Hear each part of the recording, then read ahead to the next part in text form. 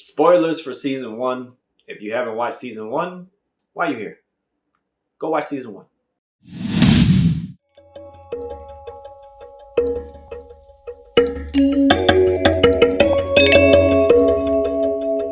Hello, welcome to Just My Thoughts. I'm your host, Khaleel Ward. On this episode, I'll be talking about Into the Night, Season 2, Netflix series.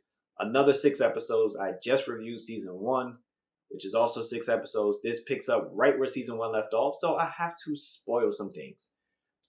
They made it to the bunker, right? And it's not easy going. You know, people have to fit in. The NATO officers already have their routine. They have an ambassador there. And the survivors they're just trying to make it work. You know, they have food and supplies, but then things kind of get messed up. You know, there has to be some tension inside so people venture back outside, because if they were just in the bunker all the time, this show would suck. So there is tension between the survivors and the NATO officers. Mainly, they knew Terenzio, and Terenzio didn't make it out of season 1, you know, because Sylvie handcuffed him. And they don't want them to know that. So Sylvie has some tension with the people in charge. And also the other survivors have a little tension with some of the officers because they act a certain way and try to treat them a certain way. Eventually they find out that it's another bunker with seeds because they're running out of food. So they want to go to this other bunker and get these seeds, retrieve these seeds so they have food going forward. So one group, they split the group up. One group goes with Mathaio, who's the pilot, and he's going to get the seeds because, you know, he knows how to fly and everything like that. Sylvie stays back with another group, and they have their own issues. And there's other people involved. Before in season 1, it was more so the survivors bickering with each other and trying to get away from the sun.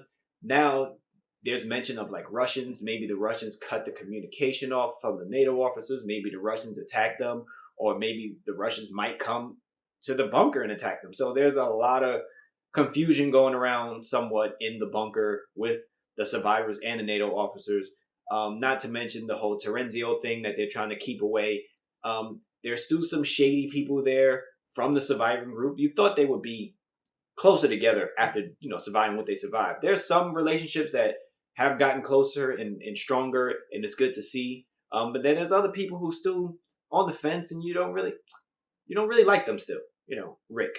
I don't like Rick at all. But there's tension between the people in the bunker. There's tension for the people who's going out the bunker to get the seeds, and it's just fun to watch. Again, in 6 episodes, you care about the people that's involved, and you want to see where it goes. And there's a lot of high stakes, you know, for both parties. They have their own issues that they have to get through, and it's really interesting to see because it's not just the sun anymore. You know, there's other humans involved that's messing with both groups, and I like the dynamic. I like the interactions between the characters and, you know, what they're trying to accomplish. Sylvia is doing her best of trying to be a leader, but she has the Terenzio thing hanging over her.